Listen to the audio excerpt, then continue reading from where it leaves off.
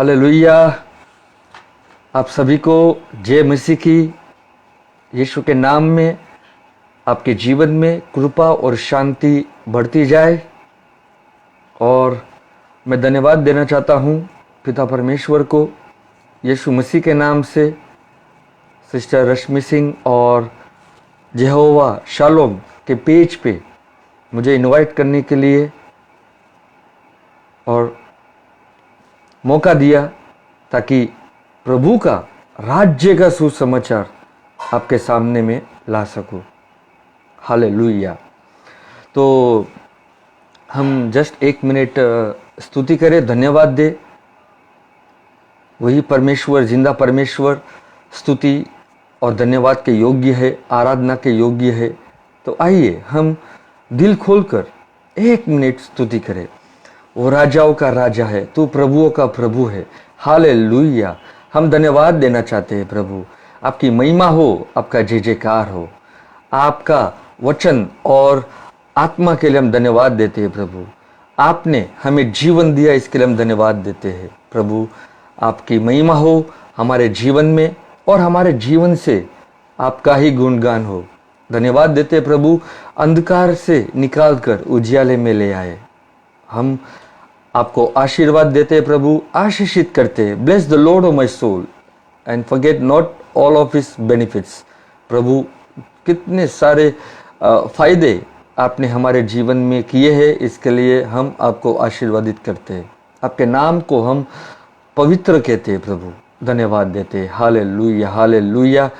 जय जय जयकार करते हैं प्रभु। हालेलुया। Thank you Jesus. प्रभु आपकी बड़ाई हो, आपकी महिमा हो, आपकी अच्छाई के लिए धन्यवाद।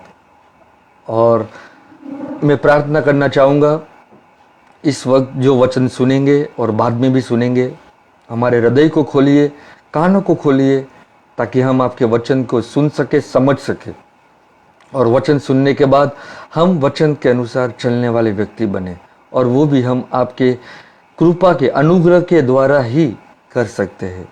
प्रभु आपकी महिमा हो और जो वचन पवित्र आत्मा आपसे आया हुआ लोगों के जीवन में बदलावट आए, उनका हृदय आपके वचन को ग्रहण करे, मन के विचार बदले और उनका जीवन सामर्थ्यवान हो जाए। मैं धन्यवाद देना चाहता हूं प्रभु, आप वचन जो आया हुआ आपसे आप कंफर्म करोगे चिन्ह चमत्कारों के द्वारा। यीशु के नाम में मैं ये प्रार्थना करता हूँ, आमेन।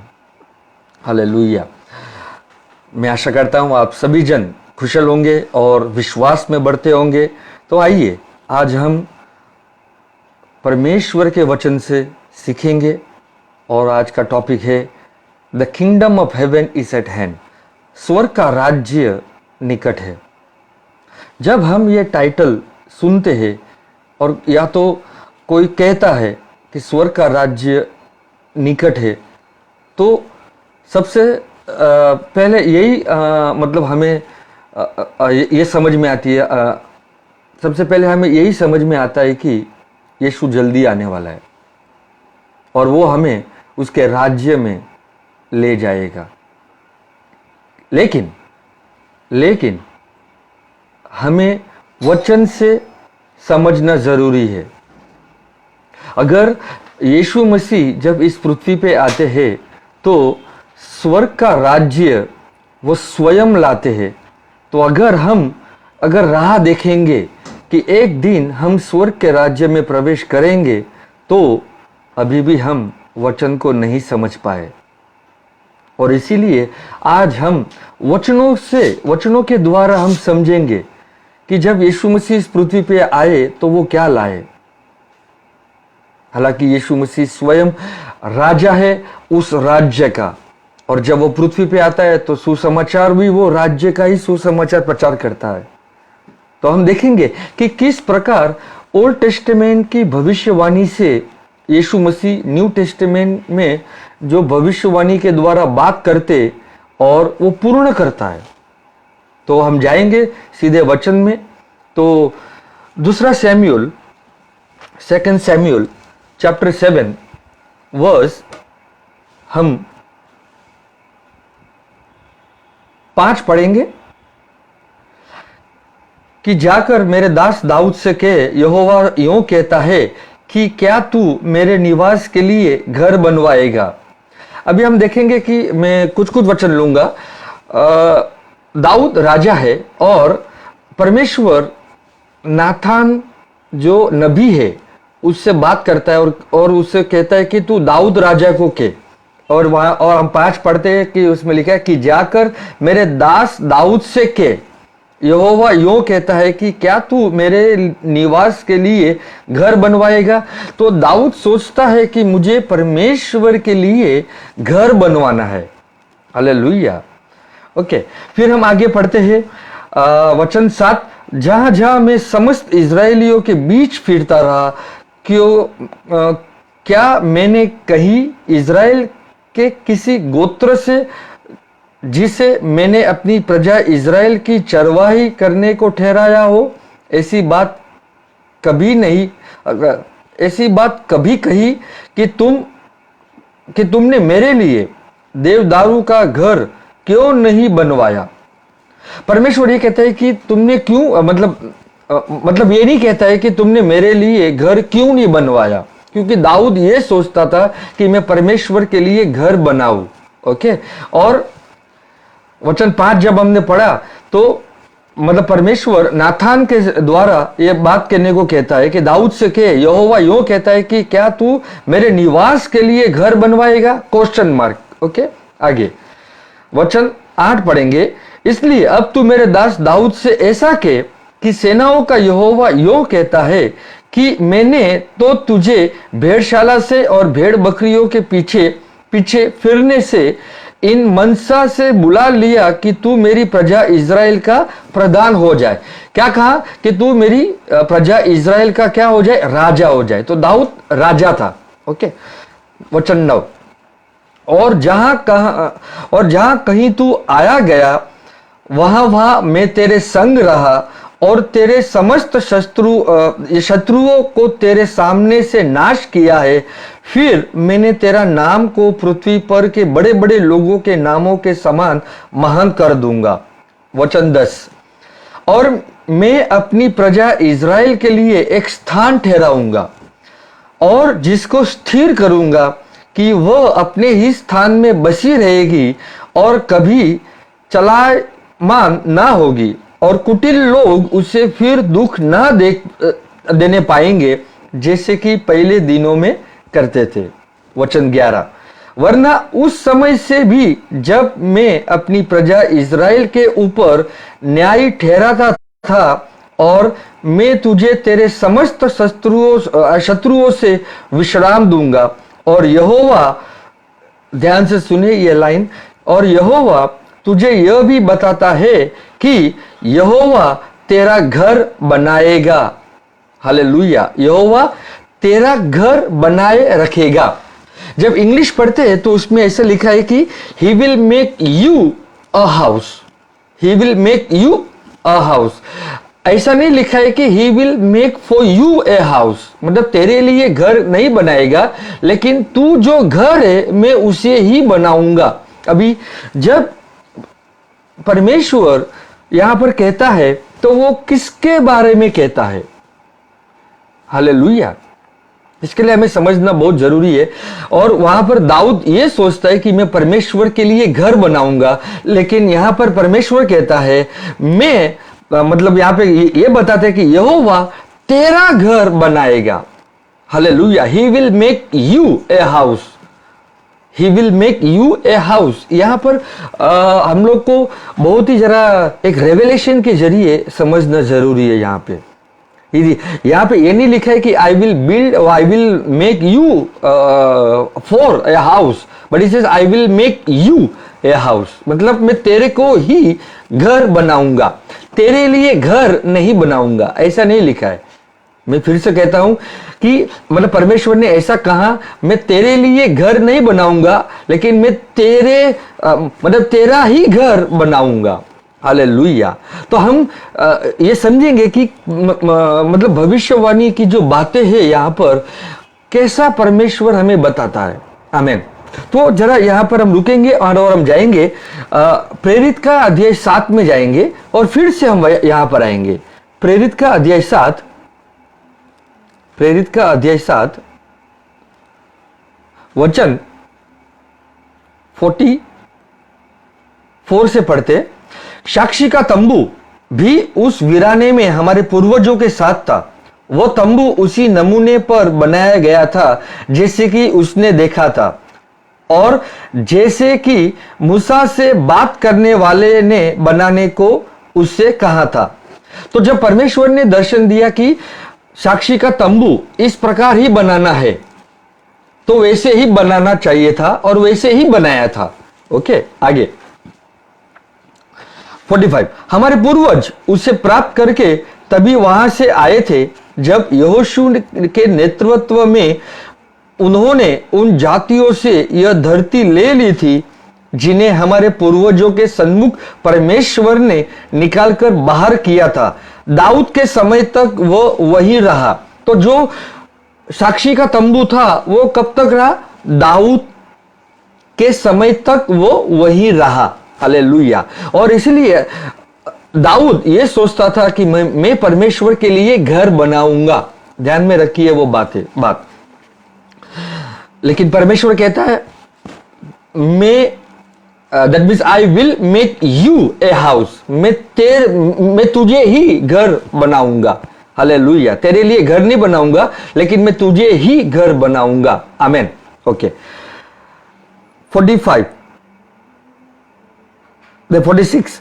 दाऊद ने परमेश्वर के अनुग्रह का आनंद उठाया। उसने चाहा कि यह याकूब के लोगों के लिए एक मंदिर बनवा सके। तो घर क्या है? वही मंदिर। ओके, किंतु वह सुलेमान ही था जिसने उसके लिए मंदिर बनवाया। कुछ भी हो, परम परमेश्वर तो हाथों के बनाए भवनों में नहीं रहता, जैसा कि नबी ने कहा है। प्रभु ने कहा, स्वर्ग मेरा सिंहासन है और धरती मेरी पैरों की चौकी है। किस तरह का मेरा घर तुम बनाओगे? कहीं कोई जगह ऐसी है जहां विश्राम पाऊं। हालेलुया। तो यहां पर हम देखते हैं कि दाऊद सोचता था कि मैं परमेश्वर के लिए घर बनाऊं, लेकिन परमेश्वर ने बताया कि तू नहीं बनाएगा, लेकिन तेरे बाद जो तेरा बेटा है सुलेमान, वो घर बनाएगा। और फिर कोमा और वहां पे हमारे इंग्लिश में कोमा है, और लेकिन बाइबल बताती है कि परमेश्वर जो हाथों से बनाया हुआ मंदिर में नहीं रहता, नहीं निवास करता। हालेलुया। तो कहने का अर्थ यह था कि परमेश्वर जैसे जैसे धीरे धीरे आगे हम ओल्ड टेस्टामेंट से न्यू टेस्टामेंट में आते, तो परमेश्वर जो भी है वो एक वो हमें कुछ ना कुछ समझाना चाहता है। हालेलुया। अभी आप देखिए, जब सुलेमान ने वो यह मंदिर बांधा, लेकिन बाइबल बताती है परमेश्वर उस मंदिर में निवास नहीं करता, और दाऊद राजा को मंदिर बनाना था। तो परमेश्वर कहता है, नहीं दाऊद, तूने अनुग्रह पाया है। हालेलुया। तो ये बहुत ही बड़ी बात यहाँ पर स्टीफन जब कहता है, और ये यहाँ पर ही ये फरूशी और सदूकी जो उसकी विरुद्ध आए, और स्टीफन बहुत ही बढ़िया अच्छे से सरमन प्रचार करता है, और उन्हें वो समझाता है कि किस प्रकार परमेश्वर तंबू में निवास करता था। फिर उसके बाद वो दाऊद राजा तक ही था, उसके बाद परमेश्वर वहां पर उसमें नहीं है। जैसे सुलेमान ने तंबू मंदिर बांधा, तो परमेश्वर अभी उस मंदिर में निवास नहीं करता। हालेलुया। इसलिए आप देखिए, वो मंदिर टूटा, फिर राजा हेरोद ने जब वो मंदिर बनाया, और फिर हम देखते हैं कि यीशु मसीह उस मंदिर के ऊपर भविष्यवाणी करता है कि वो 3 दिन में नाश हो जाएगा और मैं 3 दिन में अपना मंदिर खड़ा करूंगा। हालेलुया। और इसीलिए वे उसके यहूदी लोग जो थे वो उसके विरुद्ध आए। आमेन। तो मैं वहां पर नहीं जाऊंगा। तो हम देखते हैं कि अभी किस प्रकार परमेश्वर ये बताता है कि तुम मेरे लिए घर नहीं बनाएगा, लेकिन मैं तेरे को ही घर बनाऊंगा। तो हम देखते हैं कि वो जब दाऊद को कहता है, तो वो किसको कहता है? आगे पढ़ेंगे। प्रेरित का 7 अध्याय 7 वचन 12, और जैसे कि हम 11, वरना उस समय से भी जब मैं अपनी प्रजा इज़राइल के ऊपर न्याय ठहराता था और मैं तुझे तेरे समस्त शत्रुओं से विश्राम दूंगा। हालेलुया। इसके लिए आप देखिए, जब दाऊद राजा बीच में रहकर चारों ओर उसके सब दुश्मन थे, लेकिन जब सुलेमान आया तो चारों ओर क्या था? विश्राम था। आमेन। और इसीलिए परमेश्वर कहता है कि जब मैं तेरे मतलब आज न्यू टेस्टामेंट में जब मैं तेरे अंदर आता हूं, भले चारों ओर हमारे और दुश्मन है, लेकिन मैं तुझे विश्राम दूंगा और वही दुश्मनों से मैं तुझे जय प्राप्त दिलाऊंगा। हालेलुया। और यहोवा तुझे यह भी बताता है कि यहोवा तेरा घर बनाए रखेगा। आमेन। वचन 12, जब तेरी आयु पूरी हो जाएगी और तू अपने पुरखाओं के संग सो जाएगा, तब मैं तेरे निज वंश को तेरे पीछे खड़ा करके उसके राज्य को स्थिर करूंगा। हालेलुया। तो यहां पर हमें एक भविष्यवाणी देखने को मिलती है कि किस प्रकार परमेश्वर दाऊद को कहता है कि तेरे बाद जो तेरा वंश है, तो वंश सुलेमान का नहीं, लेकिन जो वंश मसीह के बारे में बताता है, वो जो राज्य है, उसका राज्य जो है वो क्या करेगा? परमेश्वर स्थिर करेगा। आमेन। मेरे नाम का घर वही बनवाएगा। आमेन। परमेश्वर स्वयं कहता है कि मेरे नाम का घर वो वही बनवाएगा। इसके लिए यीशु जब पृथ्वी पे आया तो वो परमेश्वर का घर था। आमेन। वो कौन सा? वो परमेश्वर पिता का घर था। इसके लिए यीशु कहता है मैं और पिता एक ही है। आमेन। He says I and my father are one। और यीशु कहता है कि जो मेरा पिता कहता है वही मैं करता हूं, जो पिता मुझे दिखाता है वही मैं करता हूं, जो काम मुझे पिता करने को बोलता है मैं वही करता हूं। हालेलुया। तो पिता का घर ये है कि अपना शरीर में 3 दिन में वो नाश करूंगा और तीसरे दिन में जी उठूंगा। और hallelujah, sorry for the interruption. Amen. तो हम वचन 12 पढ़ेंगे। जब तेरी आयु पूरी हो जाएगी और तू अपने परखों के संग सो जाएगा, तब मैं तेरे निज वंश को तेरे पीछे खड़ा करके उसके राज्य को स्थिर करूंगा। तो यहां पर ऑलरेडी परमेश्वर भविष्यवाणी करता है कि दाऊद तेरे बाद जो तेरा वंश आएगा वो है मसीह, सुलेमान नहीं। वो कौन है? मसीह। और जो मसीह जब आएगा मैं उसके राज्य को क्या करूंगा? स्थिर करूंगा। मेरा नाम का घर वही बनवाएगा। इसके लिए जब यीशु मसीह पृथ्वी पे आए तो वो यरूशलेम मंदिर के ऊपर भविष्यवाणी करते हैं कि ये मंदिर का नाश होगा और कहते हैं कि ये शरीर जो मैं 3 दिन में नाश करूंगा और मैं तीसरे दिन जी उठूंगा। हालेलुया। और यहूदी लोगों को ये बहुत गुस्सा हो गया कि 47 साल लग गए ये मंदिर बनाने का और तू कहता है तो 3 दिन में नाश करेगा। इसके लिए यीशु कहता है मैं अपने शरीर के बारे में कहता हूं। और जब यीशु मसीह पृथ्वी पे आए तो उनका शरीर परमेश्वर पिता का घर था। हालेलुया। और इसीलिए जब यीशु मसीह गए और उसने हमें जब पवित्र आत्मा दिया, जो वादा पिता का पूरा किया, और आज हम मतलब परमेश्वर पिता के घर होते हैं। आमीन। इसके लिए पौलुस कहता है कि तुम परमेश्वर के मंदिर हो और उसमें परमेश्वर का आत्मा निवास करता है। हालेलुया। तो हम देखते हैं कि किस प्रकार मतलब परमेश्वर ओल्ड टेस्टामेंट का जो भविष्यवाणी है वो यीशु मसीह के द्वारा पूरा करता है। मेरे नाम का घर वही बनवाएगा और मैं उसकी राजगद्दी का सदैव स्थिर करूंगा। हालेलुया। तो वो राजगद्दी पे बैठेगा। तो हम देखते हैं कि जब यीशु मसीह इस पृथ्वी पे आते तो वो राजगद्दी पे बैठे। किसकी? जो दाऊद से आया हुआ सिंहासन था, और वो है आत्मिक सिंहासन। इसके लिए परमेश्वर का राज्य जो है यीशु मसीह स्वर्ग से लाया। ध्यान से सुनिए, परमेश्वर का राज्य जो था वो स्वर्ग से यीशु मसीह लाया ताकि वो हमें सिखा सके कि किस प्रकार मेरे राज्य में मैं जब वचन को कहता हूं तो वो चिन्ह चमत्कारों के द्वारा कार्य होता है।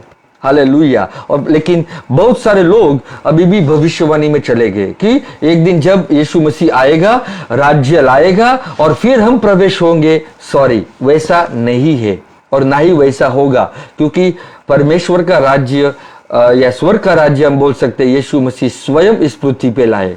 क्योंकि इतने, अभी आप सोचिए कि इतने साल हो जाते हैं क्या मतलब स्वर्ग का राज्य इस पृथ्वी पे आने के लिए, लेकिन यहाँ पर हम देखते हैं कि जो भविष्यवाणी की थी वो यीशु मसीह पूरी करता है। हम देखेंगे वचनों में, वचन 14, 2 सैमुअल चैप्टर 7 वर्स 14, मैं उसका पिता ठहरूंगा और वो मेरा पुत्र ठहरेगा। यदि वो अधर्म करे तो मैं उसे मनुष्य के योग्य दंड से और आदमियों के योग्य मार से ताड़ न दूंगा। इसके लिए हम देखते हैं कि किस प्रकार यीशु मसीह ने यह दुख सहा। परमेश्वर कहता है मैं उसका पिता ठहराऊंगा और वो मेरा पुत्र ठहरेगा। और यदि उसने अधर्म करे, हालांकि यीशु मसीह ने अधर्म के काम कभी नहीं किए, लेकिन सारे अधर्म जो हम लोगों ने किए, पाप किए, उसने उस क्रूस पे लिए और इसीलिए उसने मनुष्य के द्वारा दंड लिए, उसने योग्य दंड दिया, उसने दुख सहा, उसने कोड़े खाए। और यही भविष्यवाणी प्रभु न्यू टेस्टामेंट में पूरा करता है। परंतु मेरी करुणा उस पर परंतु मेरी करुणा उस पर से ऐसे ना हटेगी जैसे मैंने शाऊल पर से हटाकर उसको तेरे आगे से दूर किया। आमेन।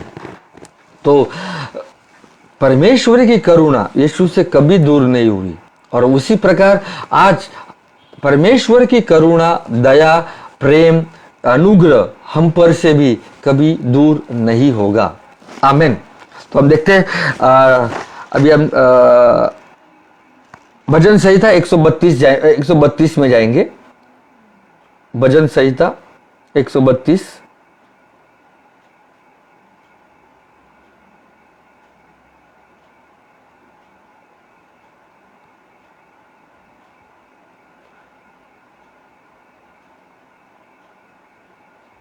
वचन 11 से पढ़ेंगे। यहोवा ने दाऊद से सच्ची शपथ खाई है और वो उससे ना मुकरेगा कि मैं तेरी गद्दी पर तेरे एक नीच पुत्र को बैठाऊंगा। हालेलुया। ये भविष्यवाणी जैसे सैमुअल में की वैसे यहां पर भी की। और यहां पर यह बताया जाता है कि दाऊद से सच्ची शपथ खाई है और वह उससे ना मुकरेगा। इसके लिए परमेश्वर हमारा सत्य का परमेश्वर है, सच्चाई का परमेश्वर है। वो कभी भी झूठ नहीं बोलता और ना ही वो मुकरेगा।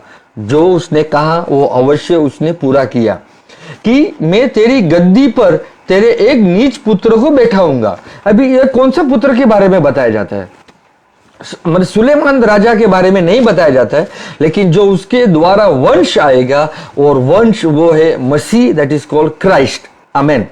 तो मैं तेरी गद्दी पर तेरे एक नीच पुत्र को बैठाऊंगा। ओके, आगे, यदि तेरे वंश के लोग मेरी वाचा का पालन करें और जो चितौनी में उन्हें सिखाऊंगा उस पर चले, तो उसके वंश के लोग भी तेरी गद्दी पर युग युग बढ़ते चले जाएंगे। हालेलुया। तो परमेश्वर देखिए यहां पर कि एक वाचा जो इज़राइल के साथ किया था, उस वाचा के अनुसार मतलब परमेश्वर कहता है कि अगर वो मेरी बात मानेंगे तो मैं उन्हें सिखाऊंगा ताकि वो उस पर चले, मेरी वाचा पर चले। तो उनके वंश के लोग भी, किसके? जो इज़राइल के द्वारा जो भी लोग आएंगे और मसीह को ग्रहण करेंगे तो वो भी उसके वंश कहलाएंगे। किसके? मसीह के वंश कहलाएंगे। हालेलुया। तो उनके वंश के लोग भी तेरी गद्दी पर युग युग बैठते चले जाएंगे। आमीन। तो यह भविष्यवाणी देखिए कि यीशु जब आया तो वो दाऊद की गद्दी पर बैठा और वो सिंहासन। हालेलुया। ओके। और यीशु अभी जाने के बाद उसने कलेशिया को कहा कि अगर मेरे में विश्वास करते हो, अगर मुझे ग्रहण करते हो, तो तुम भी मेरे सिंहासन पर बैठ सकते हो, तुम भी मेरे राजगद्दी पर बैठ सकते हो। क्यों? ताकि तुम राज करो। हालेलुया। क्योंकि जब यीशु मसीह आया तो उसने राज किया। और किस प्रकार राज किया? उसने वचन को प्रचार किया, राज्य का सुसमाचार को प्रचार किया और साथ साथ चिन्ह चमत्कार हुए। हालेलुया। अंधे देखे, बेरे सुने, और शैतान के कामों को उसने क्या किया? नाश किया। इसके लिए 1 यूहन्ना 3:8 में स्पष्टता से लिखा है कि परमेश्वर का पुत्र इसलिए प्रकट हुआ कि वो शैतान के कामों को नष्ट कर सके। हालेलुया। तो आज अगर हम ये समझेंगे, हमने यीशु मसीह को ग्रहण किया, हम ये विश्वास करते और परमेश्वर ने हमें उसका आत्मा दिया है, तो हम भी परमेश्वर के सिंहासन पर बैठे। क्यों? ताकि हम वहां से राज करें। किस पर राज करें? शैतान के कामों को नष्ट करें और हम इस पृथ्वी पे एक राजा के जैसे जीवन जिए। आमीन। वचन आगे पढ़ेंगे 13। क्योंकि यहोवा ने सियों को अपनाया है और उसे अपने निवास के लिए चाहा है। हालेलुया। अभी आप देखिए कि किस प्रकार परमेश्वर अभी कोई भी एक देश का क्या बोलते हैं, फेवरेटिज्म नहीं रखता। हालांकि ये जब भी भविष्यवाणी की तो दाऊद राजा कहता है कि इज़राइल के लिए एक साथ जो मैंने वाचा की थी कि तेरे वंश के लोग मेरी वाचा का पालन करें और जो चिंतौनी मैं उन्हें सिखाऊंगा उस पर चले, तो उसके वंश के लोग भी तेरी गद्दी पर क्या करें? युग युग बैठते चले जाएंगे।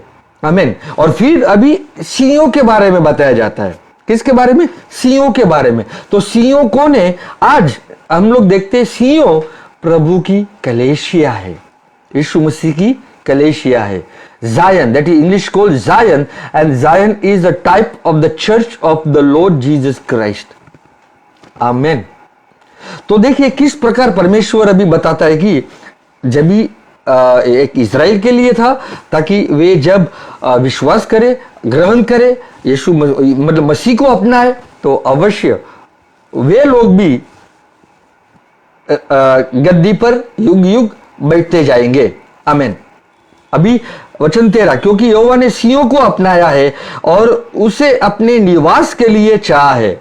तो परमेश्वर ने अभी निवास के लिए, मतलब हमेशा रहने के लिए कौन सा निवास स्थान चुना है? सियों को। और सियों कौन है? आप और मैं, प्रभु यीशु की कलेशिया। आमीन। वचन 14। यह तो युग युग के लिए मेरा विश्राम स्थान है, यहीं मैं रहूंगा क्योंकि मैंने इनको चाहा है। हालेलुया। तो आज जैसे कि मतलब हम न्यू टेस्टामेंट में देखते हैं कि परमेश्वर के नजर में कोई भी फेवरेटिज्म नहीं है।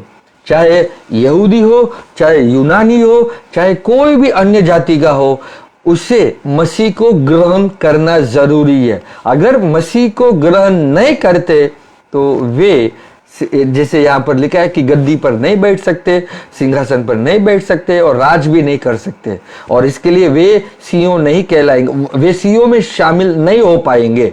हालेलुया। और इसीलिए हालांकि जब भी दाऊद राजा लिखता है तो सियों एक पर्वत है, एक पहाड़ है, एक माउंटेन है, उस समय की बात कर रहा है। लेकिन आज सियों कौन है? आप और मैं। इसके लिए मत्ती 5 वचन 14 में लिखा है कि तुम जीवन की ज्योति हो। That is you are the light of the world, a city set on a hill. मतलब आप एक शहर हो जो एक हिल पे, that means a city set on a hill. आप हिल को क्या कहेंगे? ओके, हम लोग पढ़ेंगे मत्ती का अध्याय 5 वचन 14।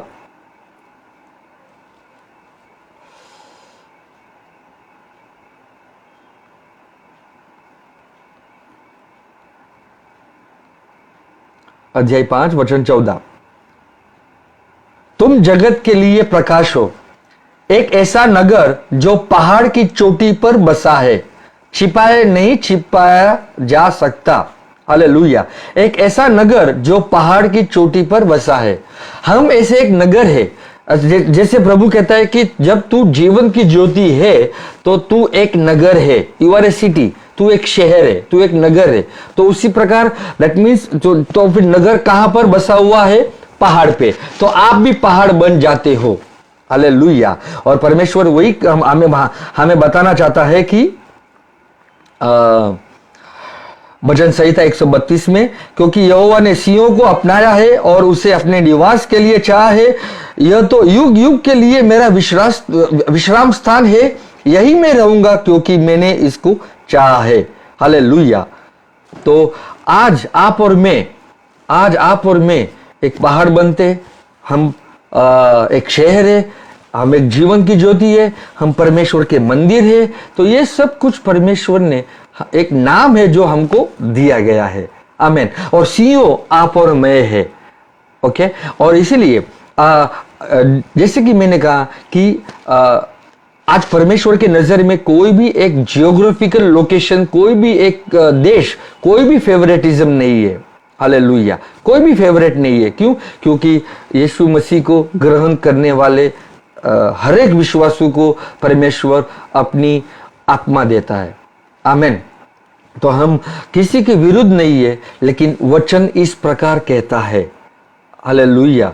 इसलिए यहूदी हो या यूनानी हो या अन्य जाति के कोई भी होने दो, उसे यीशु मसीह को ग्रहण करना जरूरी है, क्योंकि सिंहासन उनको दिया जाएगा जो सियों में रहते। और इसीलिए हमने ये भी वचन में पढ़ा कि परमेश्वर कहता है कि तुम मेरे विश्राम के लिए कौन सा घर बनाओगे। और यहां पर परमेश्वर कहता है कि सियों ही है, उसमें मैं विश्राम स्थान करता हूं। हालेलुया। इसलिए परमेश्वर का विश्राम स्थान हम है। परमेश्वर बोलता है यही मैं रहूंगा क्योंकि मैंने इसको चाहा है, मतलब क्योंकि मैंने इसको चुना है। आमीन। और हम परमेश्वर के वचन के विरुद्ध तो नहीं जा सकते, और इसीलिए हमें एक समझदारी की जरूरत है। और अगर आप समझ जाते हो तो आप ये माइंड में स्वतंत्र महसूस करते जाओगे। हालेलुया। ओके। हम वचन 15 पढ़ेंगे। मैं इसमें ही की भोजन वस्तुओं पर अति आशीष दूंगा और इसके दरिद्रों को रोटी से तृप्त करूंगा। परमेश्वर बोलता है इसके लिए। अभी आप देखिए कि अगर हम शारीरिक लेंगे तो हम आत्मिक भी ले सकते हैं, लेकिन शारीरिक कई बार क्या बोलते सही नहीं हो पाएगा, क्योंकि यहाँ पर लिखा है मैंने इसमें की भोजन वस्तुओं पर अति आशीष दूंगा और इसके दरिद्रों को रोटी से तृप्त करूंगा। हालेलुया। इसके लिए यीशु बोलता है मैं जीवन की रोटी हूं। आमीन। और यहाँ पर ओल्ड टेस्टामेंट में कैसा है कि हाँ, मतलब जब प्रभु हमारे अंदर आता है तो हमें किसी भी चीज की कमी घटी कभी नहीं होगी, क्योंकि ये परमेश्वर का वादा है। वो मतलब स्वयं ये कहते हैं कि मैं सारी वस्तुओं पर तुम्हें आशीष दूंगा। आमीन। और इसके दरिद्रों की रोटी से तृप्त करूंगा। तो यीशु मसीह जब आते हैं न्यू टेस्टामेंट में तो वो कहता है कि मैं जीवन की रोटी हूं। आमीन। शारीरिक रोटी के बारे में नहीं बताया जाता है, लेकिन हम उसका अर्थ थोड़ा ले सकते हैं, क्योंकि परमेश्वर का आत्मा जब हमारे अंदर आता है विश्वास के द्वारा, जो भी चीज हमें चाहिए तो अवश्य हमें मिलती जाएगी। इसके लिए मत्ती अध्याय 6 वर्स 31 में लिखा है कि पहले तुम परमेश्वर के राज्य को और उसके सिंहासन को ढूंढो, और जो कुछ भी तुम्हें चाहिए, जो कुछ भी चीजें तुम्हें चाहिए वो तुम्हें दी जाएगी। हालेलुया। तो हम पहले परमेश्वर के राज्य को ढूंढे और उसकी धार्मिकता को। आमीन। ओके, आगे जाएंगे। सेकंड सैमुअल, दूसरा शमूएल अध्याय 7 वचन हम पढ़ रहे थे 13-14 से 15। परंतु मेरी करुणा उस पर ऐसे न हटेगी जैसे मैंने शाऊल पर से हटाकर उसको तेरे आगे से दूर किया, वरना तेरा घराना और तेरा राज्य तेरे सामने सदा अटल बना रहेगा, तेरी गद्दी सदैव बनी रहेगी। हालेलुया।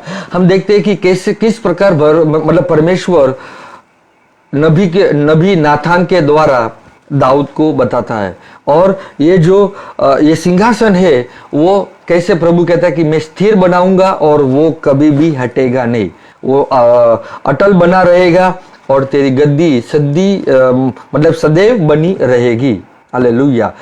और तेरा राज्य जो है वो कभी भी नाश नहीं होगा। आमीन। तो ये हो गया राज्य के बारे में। अभी हम देखते हैं कि किस प्रकार कैसे मतलब भविष्यवाणी मतलब करता है प्रभु राजा के बारे में। राजा, ओके। ज़करिया 9:9 पढ़ेंगे। ज़करिया 9:9, ज़करिया 9:9।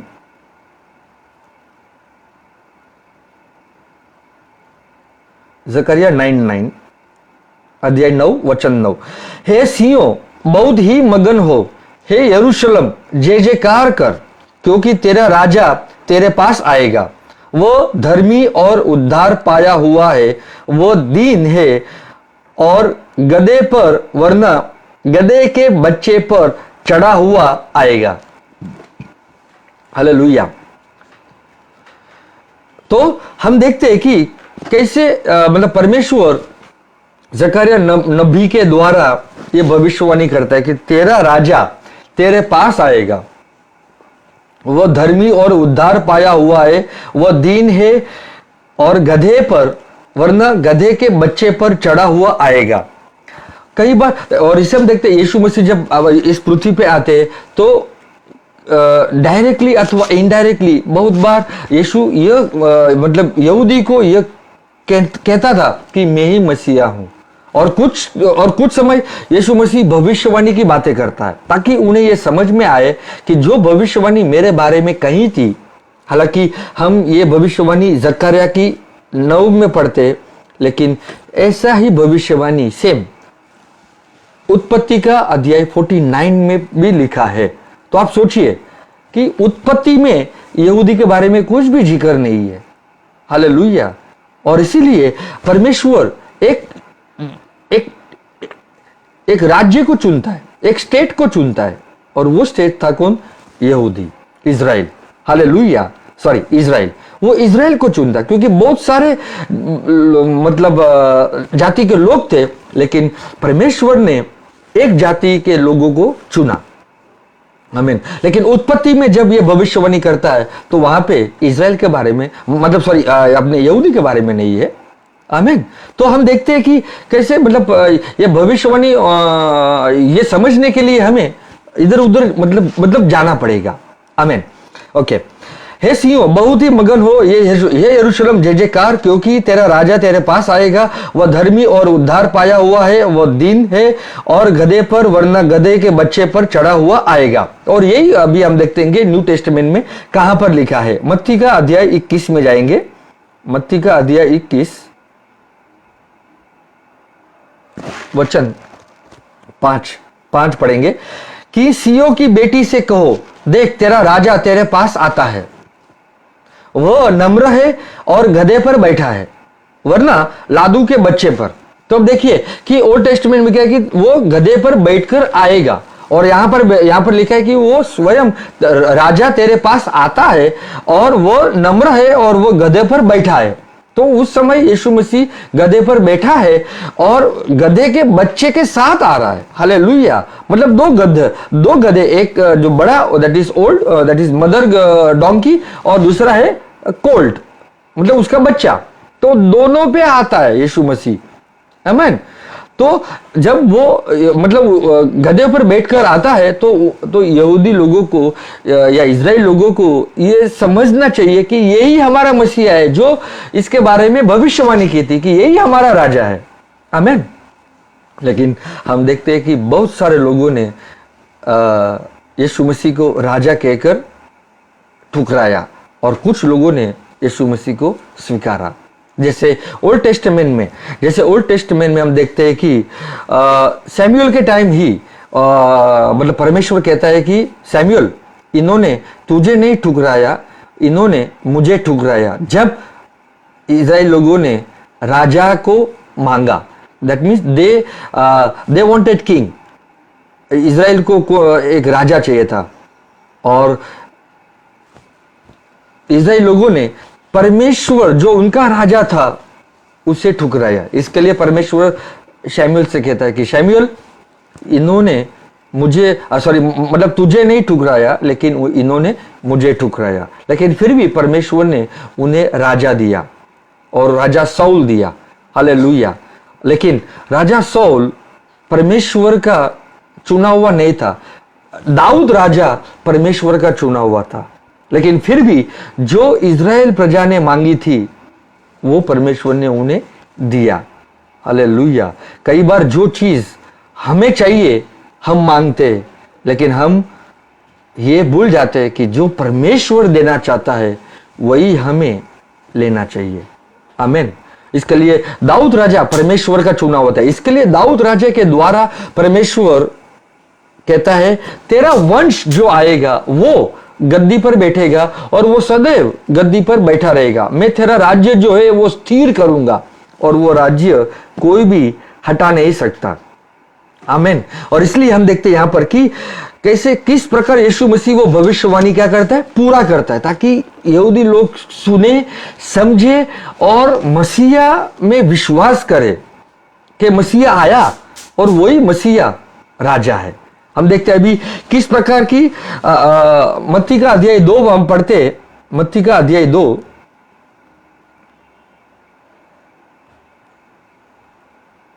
मत्ती का अध्याय 2 अध्याय 2 वचन 2 कि यहूदियों का राजा जिसका जन्म हुआ है कहां है, क्योंकि हमने पूर्व में उसका तारा देखा है और उसको प्रणाम करने आए हैं। तो आप देखिए कि जैसे हम लोग ने ये सब पैटर्न देखा कि जो भविष्यवाणी का, और हम न्यू टेस्टामेंट में मत्ती में देखा कि यीशु मसीह खुद एक राजा था, लेकिन जब वो पैदा हुआ, जिसका मतलब जन्म हुआ, उसी वक्त वो राजा ही था, आमीन। इसके लिए यहाँ पे लिखा है कि यहूदियों का राजा जिसका जन्म हुआ है कहाँ है। तो वो जब पैदा हुआ वो ऑलरेडी यहूदियों का राजा था। क्यों यहूदियों का राजा लिखा है? क्योंकि यहूदी लोगों को ये समझ में आए कि जो ओल्ड टेस्टामेंट में भविष्यवाणी की थी कि गधे पर बैठकर और गधे के बच्चे के साथ वो आएगा, और इसीलिए यीशु मसीह गधे पर बैठकर आता है और कहता है मैं तेरा राजा हूं, आमीन। लेकिन फिर भी उन्होंने ये स्वीकारा नहीं। इसके लिए यूहन्ना 1:11 में लिखा है कि वो अपनों के पास आया लेकिन अपनों ने ही उसे ग्रहण नहीं किया। और उसके अपने कौन थे? उसके अपने यीशु मसीह इजरायली लोग थे, यहूदी लोग थे। सबसे पहले उसे इजराइल के घराने के पास ही आना है, क्योंकि भविष्यवाणी जो की गई थी वो इजराइल के लिए की गई थी सबसे पहले। लेकिन जब बाइबल बताती है कि वो अपनों के पास आया लेकिन अपनों ने उसे ग्रहण नहीं किया, लेकिन जितनों ने उसे ग्रहण किया, जितनों ने मतलब अन्य जाति के कोई भी हो, जितनों ने उसे ग्रहण किया उतनों को उसको संतान बनने का क्या दिया? अधिकार दिया। तो आज आपने और मैंने जब यीशु मसीह को ग्रहण किया है तो उसने हमें अधिकार दिया है कि आज हम कह सकते हैं कि हम परमेश्वर की संतान है, हालेलुया। हम सिंहों बनते हैं। और हालांकि अभी परमेश्वर मैं इसके लिए मैं क्यों बार बार कहता हूं, परमेश्वर के नजर में कोई भी फेवरेटिज्म नहीं है। God has no favourites, but God that means हर एक को यीशु मसीह का स्वीकार करना जरूरी है, आमीन। इसलिए लिखा है यहूदियों का राजा, और यहूदियों का राजा जिसका जन्म हुआ है कहाँ है? क्योंकि हमने पूर्व में उसका तारा देखा है और उसको प्रणाम करने आए हैं, हालेलुया। तो यीशु मसीह का जब जन्म हुआ वो स्वयं राजा बनकर आया। अभी वो राजाओं का राजा है और वो प्रभुओं का प्रभु है, हालेलुया। और वो राजा आएगा करके नहीं है, वो ऑलरेडी वो क्या बोलते हैं, he is a Lord of glory, Hallelujah. Even though he is a king of kings, he is the Lord of lords, but he is also the Lord of glory. वो प्रभु की महिमा है, आमेन। और इसलिए हम ये कंफ्यूजन में ना रहे कि एक दिन जब वो आएगा तब हम जाएंगे स्वर्ग राज्य में, लेकिन वो स्वर्ग का राज्य लाता है। तो देखते हैं कि अभी किस प्रकार मत्ती 3 में यूहन्ना बपतिस्मा देने वाला प्रचार करता है। यूहन्ना बपतिस्मा देने वाला प्रचार करता है अध्याय 3 वचन 2 में, मन फिराओ क्योंकि स्वर्ग का राज्य निकट आ गया है। कितना निकट आ गया है? उसको 2000 साल लगते हैं उसका राज्य आने के लिए। आप सोचिए, 2000 साल नहीं लगते, इसलिए जब भी यीशु मसीह के पहले यूहन्ना बपतिस्मा देने वाला ये सुसमाचार प्रचार कर रहा है कि मन फिराओ क्योंकि स्वर्ग का राज्य निकट आ गया है। आमेन। और वचन 8 में, मैं ज्यादा समय नहीं लूंगा इसमें, वचन 8 में लिखा है, सो मन फिराओ के योग्य फल लाओ। तो स्वर्ग का राज्य में क्या लाना है? फल लाना है। आमीन। और मन फिराओ का अर्थ है कि अपने मन के विचारों को बदलो, मार्गों को बदलो, पाप की जिंदगी से निकलकर परमेश्वर की जिंदगी अपनाइए, जो क्रिस्त की जिंदगी, क्रिस्त ने हमें जीवन दिया है। आमीन। इसके लिए यीशु कहता है मैं आया जीवन देने, और वो भी बहुतायत का जीवन। तो वो जीवन उभर के आना चाहिए और हमें ये समझना चाहिए कि वो जीवन देने आया, इसलिए मुझे मन के विचार बदलना है और स्वर्ग का राज्य जो है वो निकट है। अभी इंग्लिश में जब कहता है कि the kingdom of heaven is eight hand, अपने हाथों में, स्वर्ग का राज्य कहां पर है? अपने हाथों में। तो हम देखेंगे कि यीशु मसीह क्या सुसमाचार लाया। मत्ती का अध्याय 4 वचन 17। उस समय से यीशु प्रचार करना और यह कहना आरंभ किया कि मन फिराओ क्योंकि स्वर्ग का राज्य क्या है? निकट आया है। हालेलुया। अब यीशु मसीह भी वही सुसमाचार प्रचार करता है कि मन फिराओ। इसका मतलब बहुत ही इंपॉर्टेंट है, अपने विचार बदलो ताकि आप स्वर्ग के राज्य के अनुसार आप सोच सकते हो, क्योंकि स्वर्ग का राज्य का सोच अलग है। इसके लिए अगर हम हमारी सोच नहीं बदलेंगे तो हम जैसे सीखे वैसे ही रहेंगे। हालांकि हम जैसे धीरे धीरे बहुत सारा भेद जो है वो खुलता है।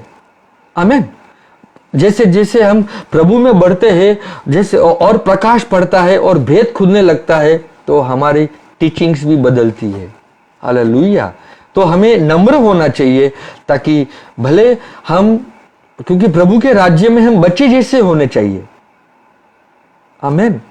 कोई क्या बोलते, सभी को सब कुछ नहीं पता। जैसे हम देखते पतरस, पौलुस, जो भी शिष्य थे, उन्हें भी सब कुछ नहीं पता, हालांकि वो यीशु के साथ रहे। मतलब उन्होंने अपने क्या बोलते फिजिकल आई से यीशु मसीह को देखा, परमेश्वर को, पुत्र को देखा, स्वयं परमेश्वर को देखा। आमीन। लेकिन फिर भी बहुत सारी बातें उन्हें समझ में नहीं आती थी। हम देखते आगे, और जैसे वचन 8 में मैंने लिखा, सो मन फिराओ के योग्य फल लाओ। अगर फल नहीं लाएंगे तो परमेश्वर हमें और अधिक से अधिक अनुग्रह, उसका प्रेम, उसका कृपा, उसकी दया वो देता रहेगा ताकि हम फल लाए। और फल है मसीह। इसके लिए हम मसीह के जैसे सोचे, मसीह के जैसे हमारे विचार हम बदले। मसीह कभी बदलता नहीं है, लेकिन हमें बदलना जरूरी है। आमीन। और वचन 17 में जैसे हमने पढ़ा, उस समय से यीशु प्रचार करना और यह कहना आरंभ किया कि मन फिराओ क्योंकि स्वर्ग का राज्य निकट आया है। इंग्लिश में कहता है कि the kingdom of heaven is eight hand. अब दो वहां पे अर्थ हम देखेंगे। स्वर्ग का राज्य का अर्थ है अधिकार। स्वर्ग का राज्य का अर्थ है क्या है? अधिकार, सामर्थ, राज करना। क्या करना? राज करना। स्वर्ग का राज्य का अर्थ है एक्सपेंशन, उसका राज्य बढ़ते जाना। अगर उसका राज्य नहीं बढ़ेगा तो क्या स्वर्ग में राज्य बढ़ाएंगे? स्वर्ग में जाने के बाद क्या राज्य बढ़ा सकते हैं? स्वर्ग में जाने के बाद हम कुछ भी नहीं कर सकते। हम प्रभु की उपस्थिति में और पवित्र पवित्र अति पवित्र स्तुति धन्यवाद करते जाएंगे। हालेलुया, मरने के बाद। लेकिन हम पृथ्वी पे है तो हम उस राज्य का वारिसदार बने। इसके लिए हम लोग ने पढ़ा ओल्ड टेस्टमेंट में, परमेश्वर ने यहूदी लोगों को कहा था, लेकिन वो सिंहों के लिए भी है ताकि हम उसके वंश, जो मसीह है, राजगद्दी पे राज करता है, और हम भी उसके साथ बैठकर सिंहासन पे राज कर सकते हैं, अधिकार में चलकर, ताकि हम शैतान के कामों को क्या कर सके? नाश कर सके। अब देखिए कि स्वर्ग का राज्य का मतलब स्वर्ग का राज्य किस प्रकार प्रभु वो कार्य में लाता है। वचन 23 पढ़ेंगे उसी का ही, वचन 23। और यीशु सारे गलील में फिरता हुआ उनकी सभाओं में उपदेश करता और राज्य का सुसमाचार प्रचार करता और लोगों की हर प्रकार की बीमारी और दुर्बलता को वो दूर करता रहा। हालेलुया। तो आप देखिए कि किस प्रकार स्वर्ग का राज्य का यीशु मसीह ने रूपांतर किया। मतलब उस वचन जो अधिकार से आया हुआ चिन्ह चमत्कारों के द्वारा वो कार्य में आया। कैसे? उसने लोगों की हर प्रकार की बीमारी और दुर्बलता को क्या करता रहा, वो दूर करता रहा। तो इसीलिए स्वर्ग का राज्य में क्या है, अधिकार, डोमिनियनशिप, रूलरशिप, अथॉरिटी, पावर, हालेलुया, और वो इस पृथ्वी पे बढ़ते रहने चाहिए। आमीन। स्वर्ग में कोई पावर की जरूरत नहीं है। स्वर्ग के राज्य में प्रवेश करना ये एक रॉन्ग डॉक्ट्रिन है, गलत शिक्षण है। हम स्वर्ग का राज्य में यहीं पर ही प्रवेश करते हैं, क्योंकि यीशु मसीह स्वर्ग का राज्य इस पृथ्वी पे लाया और वही परमेश्वर का राज्य स्थापित हुआ। आमीन। ओके, मत्ती, अभी हम जाएंगे मार्कुस में जाएंगे। मार्कुस का अध्याय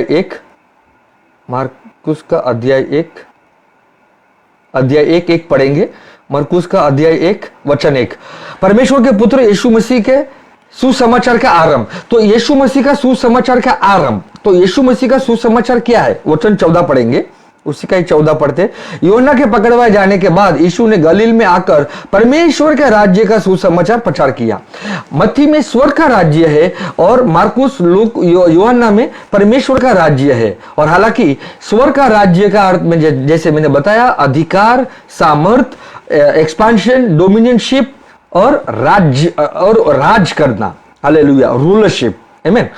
और यहां पर बताया जाता है कि मार्कुस 1:1 में कि यीशु मसीह के सुसमाचार का आरंभ, परमेश्वर का पुत्र का।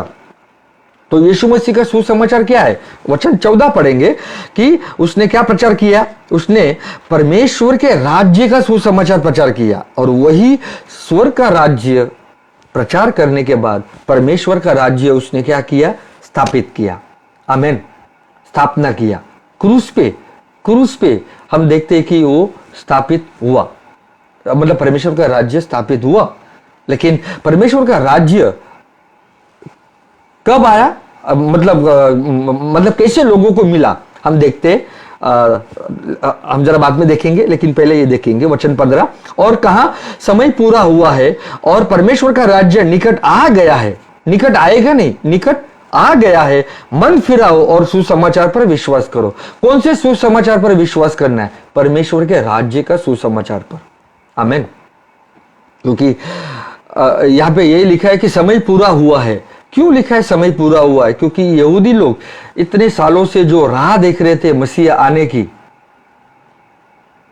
वो राह देख रहे थे कि मसीह आएगा, और जब मसीह आया तो यहां पर लिखा है समय पूरा हुआ। क्यों, क्योंकि अब तुम राह मत देखो, मसीह आ चुका। इसके लिए 2000 साल पहले हम लोग विश्वास करते हैं, 2000 साल पहले वो आया, वो मरकर जी उठा और उसने वो राज्य हमें दिया है।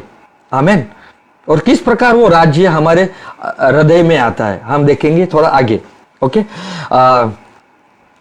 लेकिन आज भी यहूदी लोग राह देखते हैं मसीहा आने की, लेकिन हम राह नहीं देखने चाहिए। मसीहा आज हमारे हृदय में है। आमीन। आगे पढ़ेंगे मार्कुस का ही अध्याय 1 वचन 22। और लोग उसके उपदेश से चकित हुए। कौन सा उपदेश यीशु मसीह ने ये प्रचार किया, परमेश्वर का राज्य का। और क्योंकि वह उन्हें शास्त्रियों के नाई नहीं परंतु अधिकार की नाई उपदेश देता था। तो परमेश्वर का राज्य का सुसमाचार अधिकार से होना चाहिए। आमीन। इसके लिए यीशु मसीह कहता है वचन में कि जहां पर भी वो गए, अंधे देखने लगे, बहरे सुनने लगे, लेकिन अधिकार से उसने कहा। और जब अधिकार से कहा, उसने रिजल्ट देखा। जब हम भी अधिकार से प्रभु के वचन को कहेंगे, हम भी उसका परिणाम अवश्य हमारे जीवन में देखेंगे। आमीन। वचन 27। इस पर सब लोग आश्चर्य करते हुए आपस में वाद विवाद करने लगे कि यह क्या बात है, यह तो कोई नया उपदेश है। वो अधिकार के साथ अशुद्ध आत्माओं को भी आज्ञा देता है और वे उसकी आज्ञा मानती है। हालेलुया। यीशु मसीह ने हमें बताया अधिकार से कैसा बोलना है प्रभु के वचन को। और जब अधिकार से उसने कहा तो वचन 27 में वे लोग आपस में वाद विवाद करने लगे और वो ये कहने लगे कि ये कैसा उपदेश है, ये कैसी बात है, कौन सा परमेश्वर का राज्य का अधिकार की बात है। आमीन।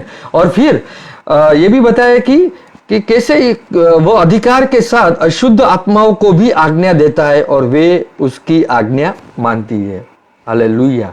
तो कोई भी अशुद्ध आत्मा हो, हमें अधिकार से आज्ञा देनी चाहिए ताकि वे यीशु की आज्ञा को मानेगी। आमेन। ओके, थोड़ा और आगे जाएंगे, लूका का अध्याय 4 में जाएंगे। लूका का अध्याय 4 वचन 36 पढ़ेंगे।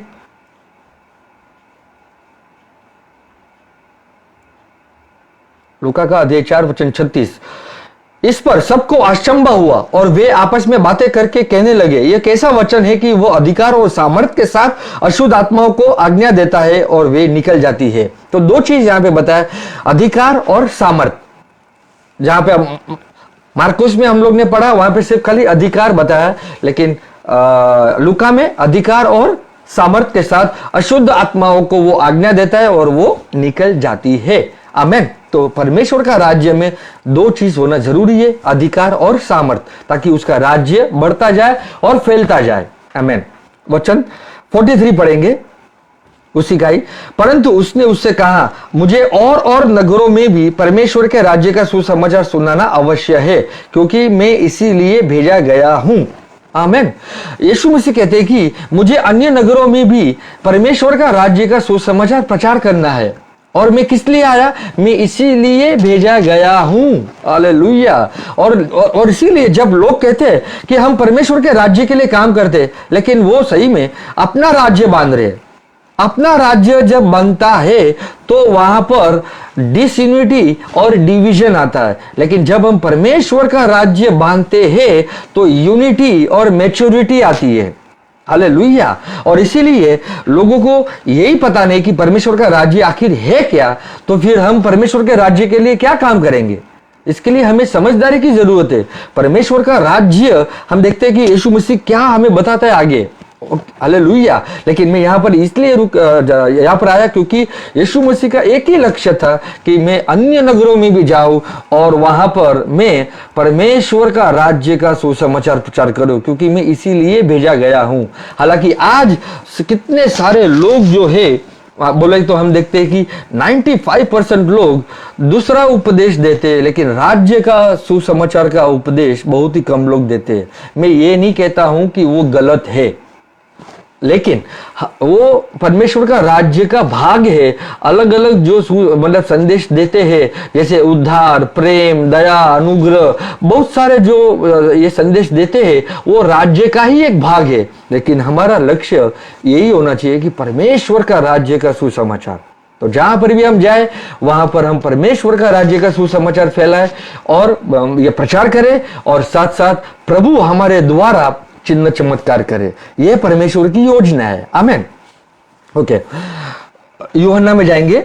यूहन्ना का अध्याय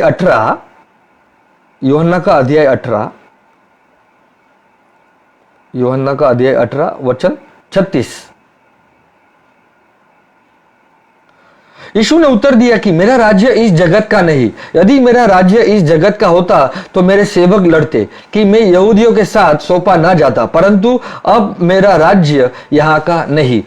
प्रभु यीशु स्वयं कहते हैं कि मेरा राज्य यहाँ का नहीं, तो मतलब कहाँ का है? मेरा राज्य एक स्पिरिचुअल, एक अनदर रेल्म, एक अनदर डायमेंशन से है, जो आत्मिक राज्य है।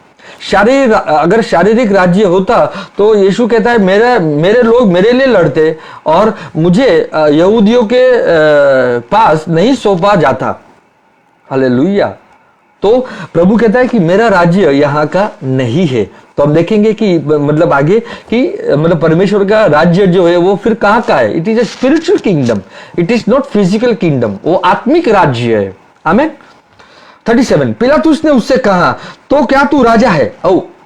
अभी पिलातुस कहता है कि क्या तू राजा है? यीशु ने उत्तर दिया कि तू कहता है, क्योंकि मैं राजा हूं, मैंने इसलिए जन्म लिया। हालेलुया। पिलातुस पूछता है क्या तू राजा है? तो यीशु कहता है ये तू कहता है या किसी और ने तुझे कहा? और यीशु कहता है पिलातुस मैं ही राजा हूं। आमीन। मैं ही राजा हूं। अभी यहां पर यह नहीं लिखा है मैं यहूदियों का राजा हूं। हालांकि जब उसका जन्म हुआ तो वहां पे लिखा है कि यहूदियों का राजा जिसने जन्म लिया वो कहां है? तो जब पैदा हुआ तो वो यहूदियों का राजा था। आमीन। क्योंकि वो इजराइल के घराने में पैदा हुआ, वो यहूदी था। लेकिन अब यीशु के अब यीशु किस जाति का है? आप देखिए, ये आज यीशु कोई भी जाति का नहीं है, वो राजाओं का राजा है, वो परमेश्वर है, वो प्रभु की महिमा है, is a Lord of glory, hallelujah. आज यीशु ख्रिस्त कोई भी जाति का नहीं है। इसके लिए हम यीशु मसीह में जब ग्रहण करते, विश्वास करते, तो यीशु मसीह का मतलब परमेश्वर पिता का यही लक्ष्य है कि हम मसीह जैसे इस पृथ्वी पे कार्य करें, दिखे, आमीन, प्रकट हुए, मसीह हमारे अंदर प्रकट हुए और वही फल लाना है। और फल क्या है? मसीह। और मसीह जब है तो शांति, प्रेम, आनंद, विश्वसनीय, धैर्य, ये सब मसीह, ये सब पवित्र आत्मा के फल है, आमीन। पिलातुस ने उससे कहा, क्या तू राजा है? यीशु कहता है, यीशु ने उत्तर दिया, ये तू कहता है क्योंकि मैं राजा हूं, मैंने इसलिए जन्म लिया। मैंने किस लिए जन्म लिया? मैंने इसलिए जन्म लिया क्योंकि मैं राजा हूं, आमीन।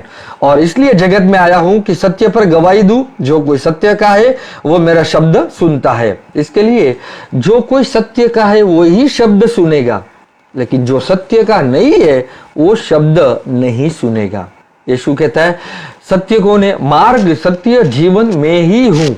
और इसीलिए पिलातुस पूछता है, सत्य क्या है? यीशु ने उत्तर उसे नहीं दिया, क्योंकि यीशु ने, दैट मीन्स क्योंकि यीशु चुनता है किसको जवाब देना या नहीं देना। लेकिन यीशु ने चुना, मुझे जवाब नहीं देना है, हालेलुया। यीशु कह सकता है मार्ग, सत्य, जीवन में ही हूं, लेकिन यीशु ने नहीं कहा, हालेलुया।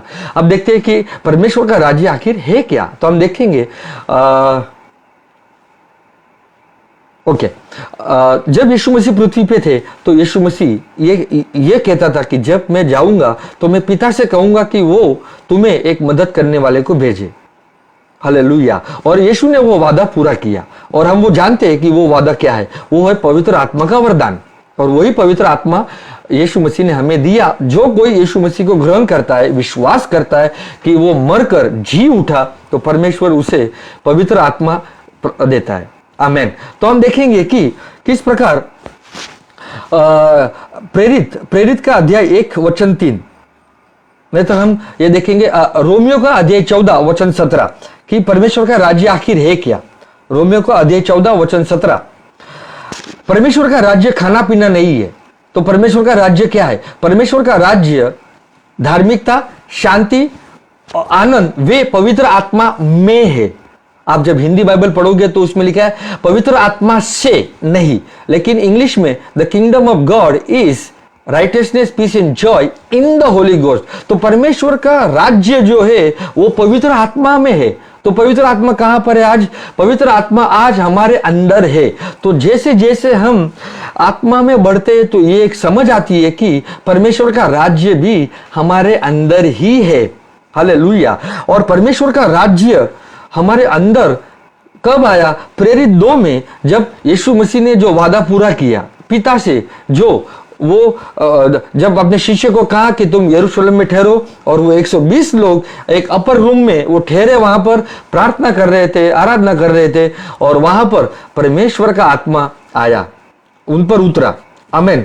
तो इसलिए रोमियो 14:17 लिखा है कि परमेश्वर का राज्य क्या है? खाना पीना नहीं है, लेकिन परमेश्वर का राज्य धार्मिकता, शांति, आनंद वे पवित्र आत्मा में है, हालेलुया। तो पवित्र आत्मा कहां पर है? मेरे अंदर है। तो परमेश्वर का राज्य कहां पर है? मेरे अंदर ही है, आमीन। और एक कंफर्मेशन हम देखते हैं, लूका 17 में जाएंगे, लूका का अध्याय 17 वचन 20 और 21 पढ़ेंगे। लूका का अध्याय 17 वचन 20, जब फरीसियों ने उससे पूछा कि परमेश्वर का राज्य कब आएगा। आज भी लोग राह देख रहे कि परमेश्वर का राज्य, ईश्वर का राज्य जब आएगा तब हम जाएंगे।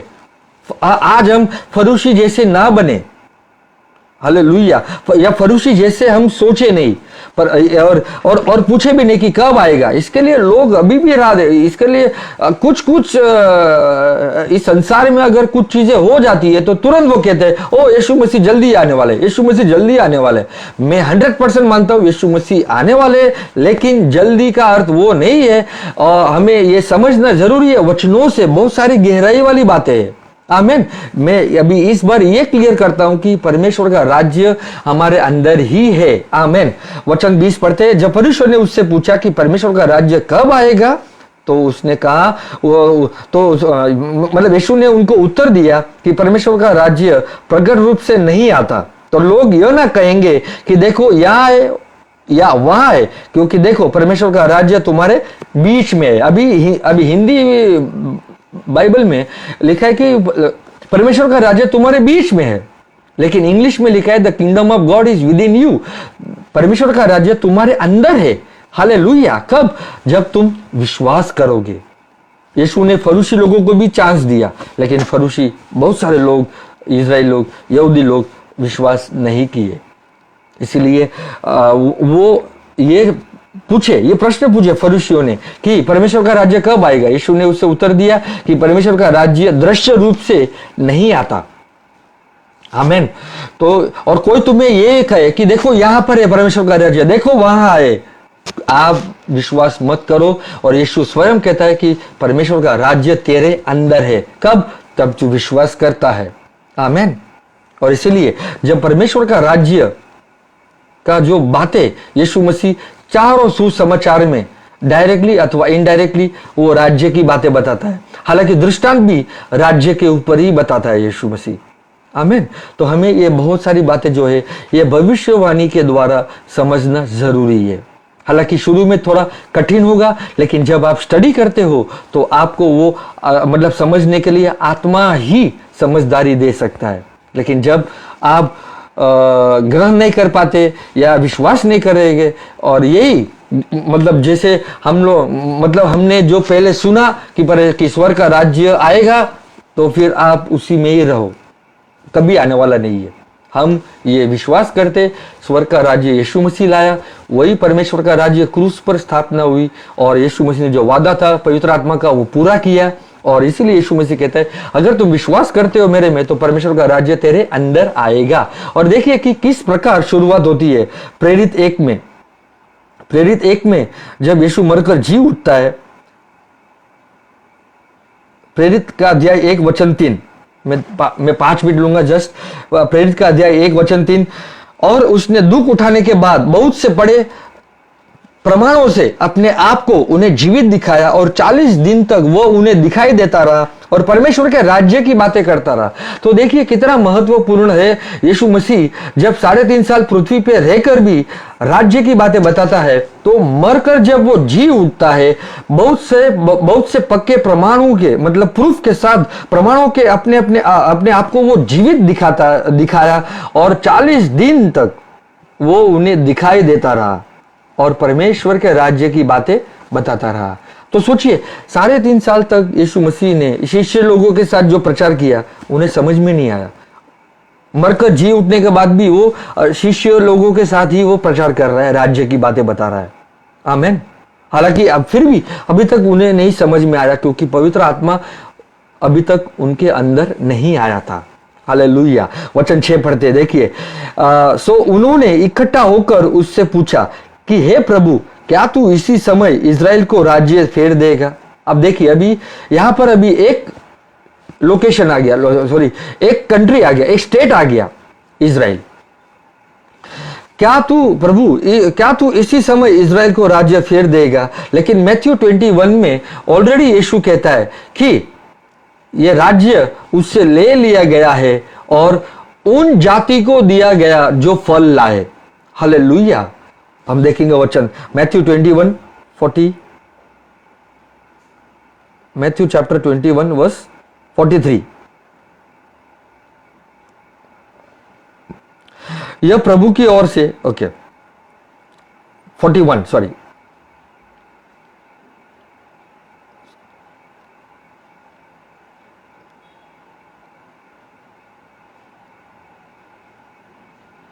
यस 43। यह प्रभु की ओर से हुआ और हमारे देखने में अद्भुत है, इसलिए मैं तुमसे कहता हूं कि परमेश्वर का राज्य तुमसे ले लिया जाएगा और ऐसी जाति को जो उसका फल लाए दिया जाएगा। हालेलुया। तो यीशु स्पष्ट रूप से कहता है कि इजराइल से वो राज्य ले लिया गया है। तो अभी यीशु वो राज्य क्यों लाना चाहिए? स्वर्ग से अभी लोग वही राह देख रहे कि स्वर्ग का राज्य आएगा। यीशु यहां पर बोलता है वो राज्य जो उस राज्य का मैं राजा हूं, मैं लाया, और इज़राइल से क्या किया है, ले लिया गया है और उन जाति को दिया जाएगा जो फल लाएगा। हालांकि अभी कोई भी होने दो, चाहे इज़राइल हो, यूनानी हो या अन्य जाति के होने दो, मसीह को ग्रहण करना जरूरी है और जब ग्रहण करेंगे तो राज्य उन्हें दिया जाएगा।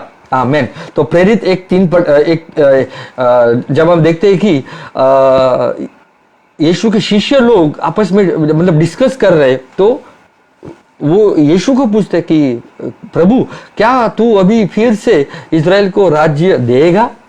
तो यीशु तो ऑलरेडी वो राज्य वहां से ले चुका और उन जाति को दिया गया है जो फल लाए। तो इसके लिए राज्य का सुसमाचार में फल की मांगे है। आमीन। कलीसिया में फल की मांगे नहीं है। हम कलीसिया में वचन सुनेंगे जाएंगे, लेकिन राज्य में फल की मांगे है। और इसीलिए हम फल बोले तो मसीह प्रेम, शांति, आनंद, सब कुछ पवित्र आत्मा के जो फल है वो हमें क्या बोलते, पवित्र आत्मा के जो फल है वो हमारे द्वारा आने चाहिए। आमीन। प्रेरित का अध्याय 28, प्रेरितों के काम अध्याय 28 वचन 30। और वह पूरे 2 वर्ष अपने भाड़े के घर में रहा और जो उसके पास आते थे उन सब से मिलता रहा और बिना रोक टोक बहुत निडर होकर परमेश्वर के राज्य का प्रचार करता और प्रभु यीशु मसीह की बातें सिखाता रहा। हालेलुया। तो यीशु मसीह जब मरकर जी उठे, प्रेरित 1:3 में परमेश्वर के राज्य की बातें की 40 दिन तक, और मतलब शुरू हुआ राज्य की बातें से। और पौलुस देखो किस प्रकार अंत करता है। वो भाड़े के घर में 2 साल रहा और बिना किसी रोक टोक मतलब कोई भी रुकावट के बगैर पौलुस राज्य का सुसमाचार प्रचार करता रहा और यीशु मसीह के बारे में बताता रहा। तो शुरुआत हुआ राज्य से और अंत भी राज्य से ही हुआ। हालांकि पौलुस को कैसे पता चला कि राज्य की बातें बताना चाहिए, इसके लिए यीशु मसीह ने अद्भुत प्रगटीकरण से पौलुस को बताया गया कि तुझे राज्य का सुसमाचार प्रचार करना है।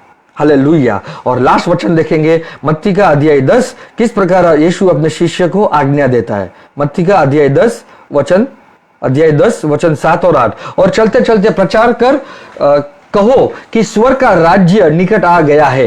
तो हम कहीं पर भी जाए ये प्रचार करें कि परमेश्वर का राज्य निकट आ गया है, मतलब वो तेरे हाथ में है।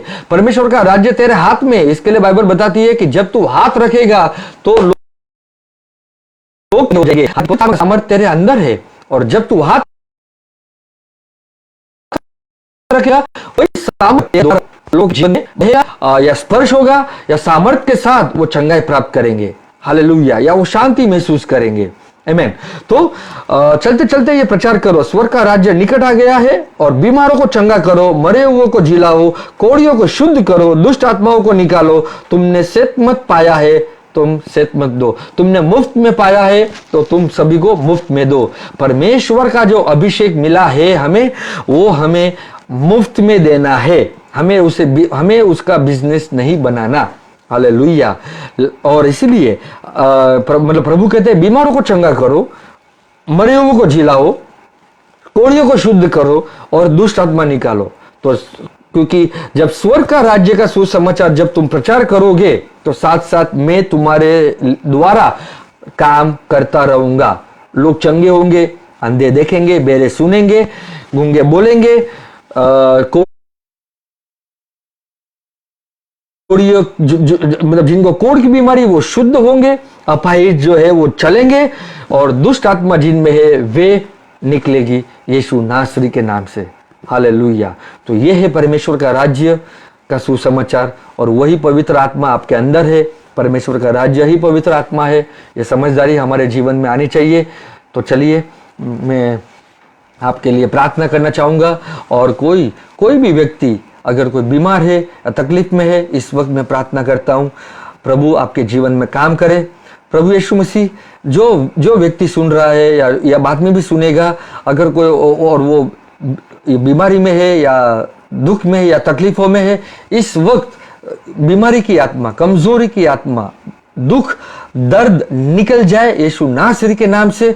हर एक श्राप, हर एक बंधन को मैं तोड़ता हूं यीशु नासरी के नाम से। और धन्यवाद देता हूं प्रभु, आप अपना हाथ फैलाइए और मैं यहाँ से अपना हाथ फैलाता हूँ प्रभु, और आप इसी वक्त प्रभु की चंगाई स्वीकार कीजिए।